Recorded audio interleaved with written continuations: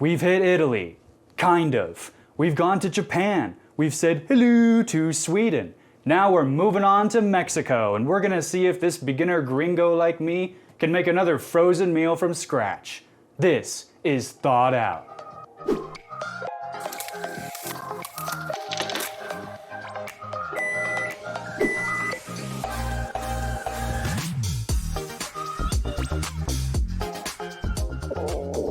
Uh-oh. Looks like I'm gonna need quite the meal for today's episode. This looks like a job for Hungry Man's Enchiladas. And it comes with a brownie too, isn't that lovely? Now I'm gonna level with y'all. I had this the other week at work for lunch. It was so bad, I threw it out and took an extra hour out of my workday to go eat at a real Mexican restaurant with my coworkers. It was that bad. Let's get this over with. That's a brownie?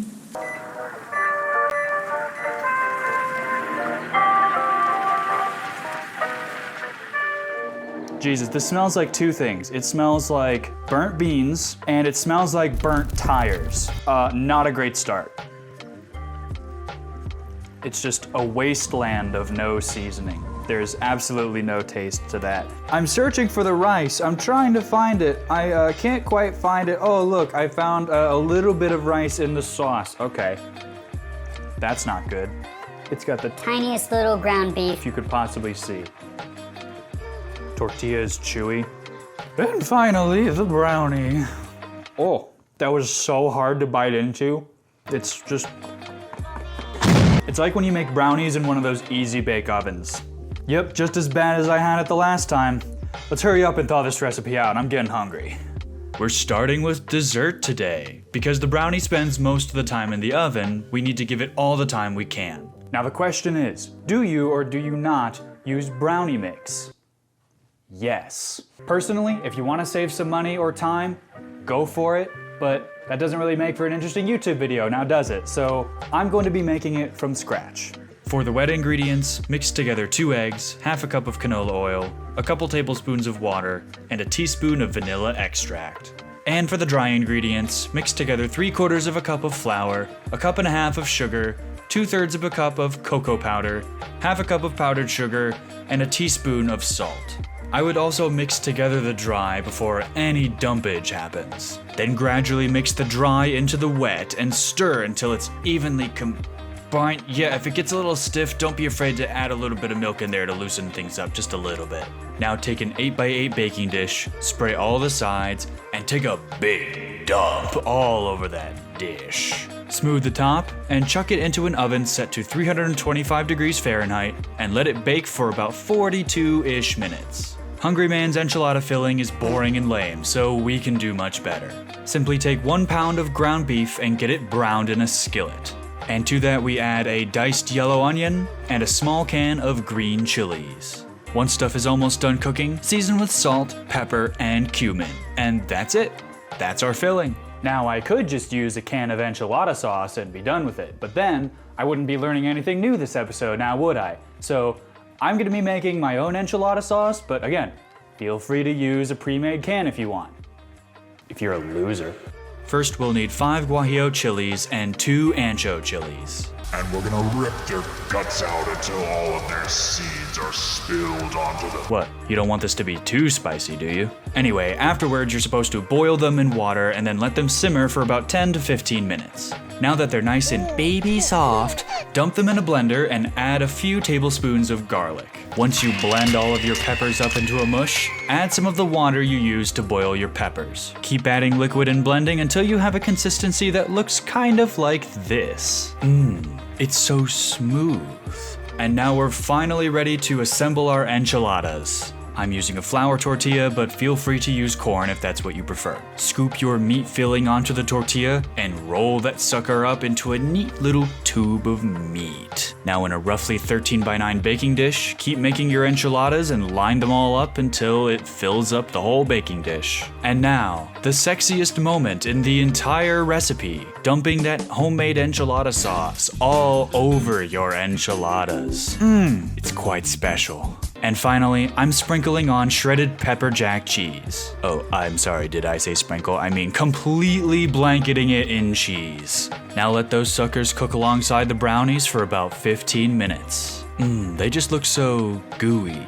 Now on to the Mexican rice. This is not the traditional way of making Mexican rice, so I don't care that your abuelita doesn't make it like that. Cállate. I'm using 1 cup of medium grain white rice and washing it before I do anything with it. This is a mandatory step. Otherwise, FBI, open up! Now, instead of using water, we are going to use about 3/4 of a cup of salsa and about half a cup of chicken stock and a dash of cumin as well. All this stuff just makes it taste gooder. Give all that a little mix and then put the lid on, press start, and you're done. You just made Mexican rice. Wow, good job. I'm so proud of you. Can you use the canned version of refried beans? Technically, yes, if you want to save some money. Again, I'm making my own this time. For the refried beans, I'm literally just taking a can of pinto beans and cooking them on the stove. While the beans cook, I'm food processing an onion and throwing that in with the beans as well. And again, just add a dash of cumin, it's for the added yummy. Now to get the beans into a mush, you can do a few different ways. You can use the potato masher, like how I started out with, but if you're having a little bit of trouble with it, a hand mixer is always a great option, which is the one that I switched to. Mine is looking a little bit loose, I can just chalk that up to me not having done it so many times. But to counteract that and let it thicken up a bit, I'm just letting it sit and bubble on the stove for a bit. Apparently Mexican restaurants put sour cream in their refried beans, and that's what makes them taste so good, so I am adding sour cream to mine, as well as some shredded cheese and a little bit of salt. Whew, okay. We're finally done. We can assemble our plate now, thank God. That was so many items. Plating is straightforward. Just set down your enchiladas. I'm choosing to put down 2. Put down your rice, put down your beans, and finish it all off with that brownie. Oh, got a little belly button there. Just gonna yoink. Now that is a white people Mexican meal if I've ever seen one. Fit for a hungry man. Do I even need to say anything anymore? We're gonna save the enchilada for last. First, let's try the refried beans. They came out a little bit smoother than I wanted them to, but let's see if the taste makes up for it.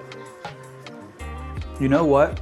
That is actually some pretty good refried beans. If I got that at a restaurant, even though it's just a little bit smooth, I would be satisfied with that. I think that's a pretty good attempt. Let's try the Spanish rice. That's also not bad. You know what? That's not a bad combo. That's not a bad combo. Skipping over to dessert, let's try our brownie. It's a brownie. What do you want me to say? It's fluffy, a little bit gooey, not a literal rock. And now the moment we've all been waiting for. Let's dig into this enchilada. I'm getting just a little bit of spice from those chili peppers that we put in, and I think it complements everything else actually quite nicely. Obviously, the bigger size of these is just way better than the tiny little babies that we have over there. As a hungry man, I would be okay with this. I am perfectly satisfied with this. This is actually really good, and if I ordered this at a restaurant, I'd be very happy. Now, as for the price difference, this is the price of the Hungry Man meal, and per serving, and I'm gonna be nice here, assuming that you used canned enchilada sauce and canned refried beans, because I don't expect you to make everything, this is what the price for this ends up being as well. So compare the prices, see what you think is worth it, and really think about whether or not you want the saddest thing in the world like this, or you want to just go a little bit above and beyond and make something restaurant quality like this. Gracias amigos for watching this episode of Thawed Out. If you watch this and were inspired to make this yourself, subscribe today and leave a like for more Thawed Out.